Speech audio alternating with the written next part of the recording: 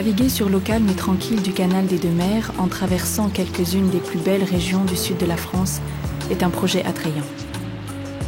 Afin que votre croisière en bateau reste un grand moment de détente et d'aventure, vécu en toute tranquillité, ce film vous donne toutes les recommandations utiles et nécessaires à une bonne navigation et à un agréable séjour. La navigation est libre et ouverte sur le canal de la mi-mars au début du mois de novembre. Les horaires varient selon les saisons. De novembre à mars, la navigation est à la demande. VNF profite de cette période pour effectuer pendant 6 semaines les travaux d'entretien du canal.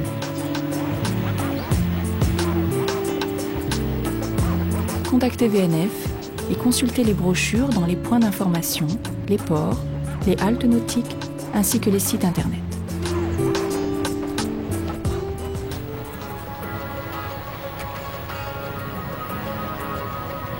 C'est au port que vous prendrez possession de votre bateau.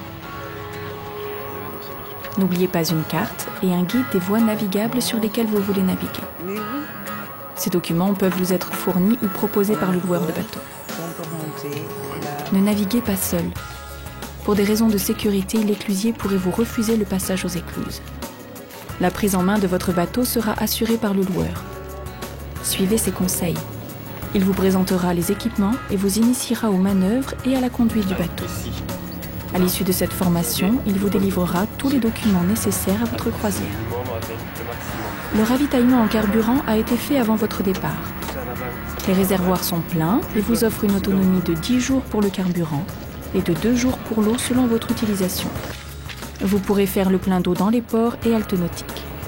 Il ne vous reste plus qu'à démarrer le moteur et larguer les amarres. N'enroulez pas les cordes autour du bras, mais lovez-les correctement et rangez-les de manière à ce qu'elles ne gênent pas les déplacements sur le pont et qu'elles soient prêtes pour votre prochain amarrage.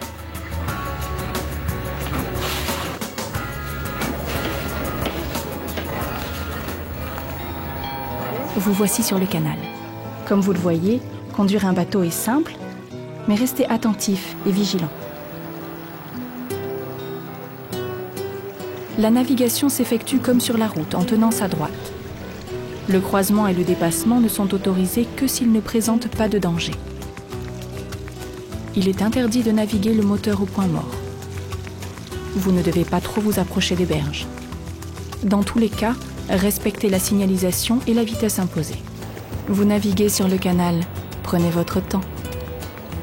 La vitesse des bateaux est limitée à 8 km/h, sauf à l'entrée des ports et au croisement des bateaux stationnés. Les agents du service de navigation sont habilités à dresser un procès-verbal si vous dépassez cette limite. Une vitesse excessive provoque une onde qui détruit les berges du canal et gêne les usagers terrestres présents sur le chemin de halage. Bien sûr, les personnes à bord doivent laisser une bonne visibilité aux pilotes. Pour la sécurité de tous, il est recommandé de conserver les gilets de sauvetage facilement accessibles. Pour les enfants, le port de cette brassière est obligatoire à bord, même s'ils savent nager. En présence de petites embarcations ou de pêcheurs en bord de rive, réduisez la vitesse du bateau pour ne pas créer de remous et pour des raisons de simple courtoisie. N'hésitez pas à klaxonner à l'approche d'un pont ou d'un virage rétréci offrant une visibilité réduite. Attention, baissez votre tête, certains ponts sont très bas.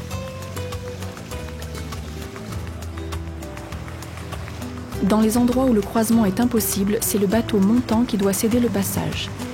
Chaque bateau doit cependant maintenir sa droite pendant le croisement. Vous devez impérativement réduire la vitesse de votre bateau à 3 km/h à l'approche et au franchissement des écluses, mais aussi des ponts canaux, des haltes, des ports et bateaux en stationnement. Faire de même à l'approche de chantiers ou d'obstacles sur le canal. Le principe de fonctionnement d'une écluse est simple.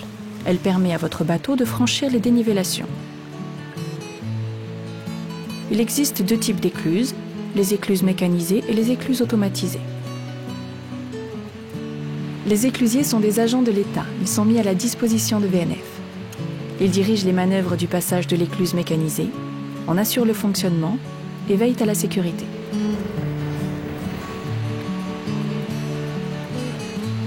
Les écluses du canal du Midi sont mécanisées. L'éclusier est donc en poste. Conformez-vous à ses instructions. C'est lui qui définit les ordres de passage. Lors des périodes de pointe, le nombre de bateaux à écluser peut être important. Le ponton est destiné au débarquement, pas au stationnement du bateau. Il est impératif que l'un des passagers descende sur le ponton pour signaler votre présence à l'éclusier et participer aux manœuvres du bateau. Le maniement du bateau et son amarrage demeurent quant à eux sous votre responsabilité.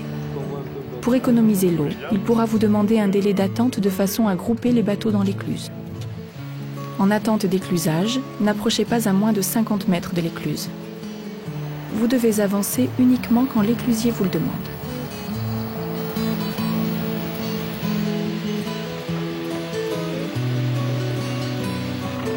Le passager débarqué doit se rendre sur l'écluse pour procéder à l'amarrage du bateau dans le sas.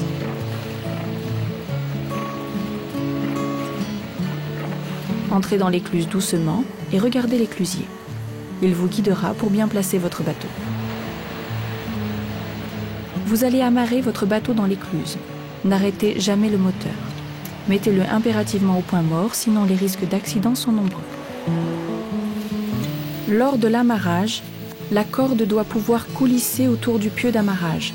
Ne faites jamais de nœud. L'éclusier vous guidera pour les manœuvres, conformez-vous à ses instructions pendant l'éclusage. Dans certaines écluses, attention, des remous peuvent écarter le bateau et risquent de le mettre en travers. L'équipage doit aider à tenir fermement les amarres. L'utilisation de l'échelle dans le sas pour monter ou descendre du bateau est rigoureusement interdite. Tenez fermement la barre et restez attentif. Dans tous les cas, vous devez vous conformer aux demandes de l'éclusier. Aux abords de l'écluse, il vous faut observer la plus grande prudence. Le passage d'une écluse n'est pas un moment de détente pour se dégourdir les jambes. Restez vigilants et ne passez pas sur les portes d'écluse. Les enfants doivent impérativement rester à bord. Par ailleurs, l'éclusier vit et travaille sur l'écluse. Quand vous descendez et quittez le bateau, respectez son domaine, comme vous souhaitez qu'on respecte le vôtre. La plupart des écluses du canal de Garonne, des canaux de jonction et de la Robine sont automatisées. Mais la manœuvre est simple et sans danger si l'on respecte les règles de sécurité. Sur le canal de Garonne, pour franchir ce type d'écluse, une perche suspendue dans l'axe du canal va commander la manœuvre. Lorsque l'écluse est libre, tournez la perche d'un quart de tour sur la droite. Votre demande d'éclusage est enregistrée. Le feu orange clignote jusqu'à l'ouverture complète des portes. Le feu orange et le rouge s'éteignent, le vert s'allume, vous pouvez avancer et entrer dans le sas. Après vous être amarré correctement, appuyez sur le bouton vert de la borne pour engager le cycle d'éclusage. Restez à proximité des commandes pendant la manœuvre, de façon à pouvoir appuyer sur le bouton rouge d'arrêt d'urgence. Les autres passagers surveillent la manœuvre. Quand le niveau de remplissage du sas est atteint, les portes s'ouvrent. Attendez l'ouverture complète des portes et sortez tranquillement. Enclenchez la marche avant et sortez avec prudence de l'écluse. Ne vous précipitez pas et maintenez votre vitesse à 3 km/h jusqu'à la sortie complète de l'écluse. Sur les canaux de jonction et Robine, toute la manœuvre se fait à terre à partir d'un pupitre de commande. Sur toutes les écluses automatisées, si les deux feux rouges sont allumés, l'écluse est alors hors service. Débarquez et demandez simplement de l'aide à la borne d'appel d'urgence. Un agent de VNF va intervenir.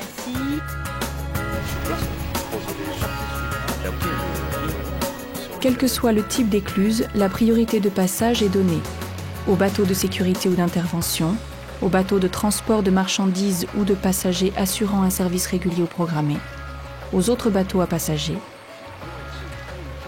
enfin, aux autres catégories de bateaux, y compris ceux de location, et selon leur ordre d'arrivée.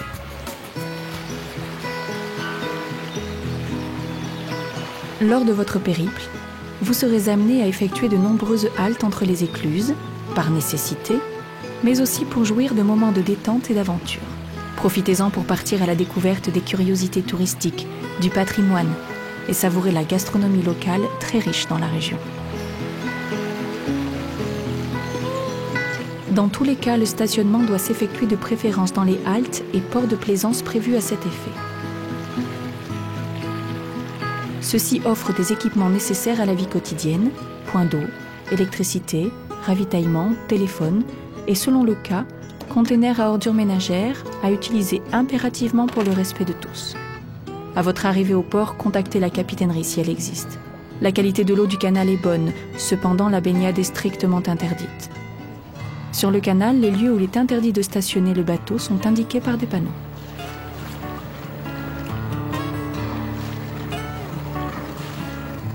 Ne jamais amarrer le bateau aux arbres. Une corde tendue peut causer des accidents graves ou mortels aux usagers terrestres, cyclistes ou piétons. Pour le stationnement, plantez le piquet dans la berge et amarrez votre bateau fermement. En aucun cas, votre stationnement ne doit gêner la navigation. Il ne doit pas non plus entraver la circulation terrestre sur le chemin de halage.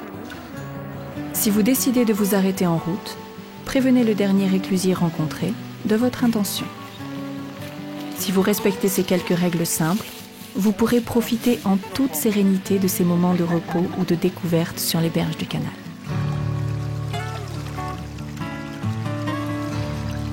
Le canal est un lieu de nature exceptionnel.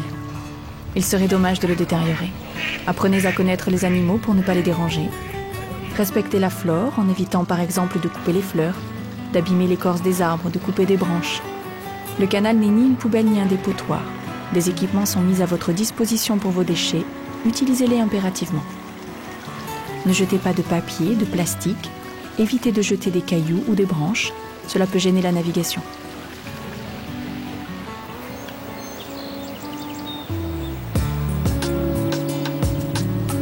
Le canal est un lieu de vie et d'activité. C'est aussi un espace ludique, ouvert à tous, dont chacun peut profiter. Apprenons à le partager. Les agents de VNF interviennent sur l'ensemble des ouvrages du canal et ses abords, afin d'en assurer l'entretien et la surveillance. Conformez-vous à leurs demandes et suivez leurs conseils. Respectez leur travail car ils veillent à votre sécurité. Sur l'eau, vous aurez à côtoyer d'autres propriétaires de bateaux. N'oubliez pas, sur le canal, les maîtres mots sont en toutes circonstances calme, respect et courtoisie. Vous pourrez ainsi profiter pleinement de la convivialité et de l'ambiance si particulière et chaleureuse du canal. La navigation sur le canal est une sensation unique à vivre. En vous donnant ces conseils utiles et ces quelques règles à respecter, nous avons voulu vous donner les clés pour effectuer votre voyage et profiter de votre séjour dans la plus grande sérénité et en toute sécurité. Vous avez choisi de partir naviguer sur le canal des Deux Mers. C'est une très belle aventure dans la nature, au cœur de paysages étonnants qui vous attend.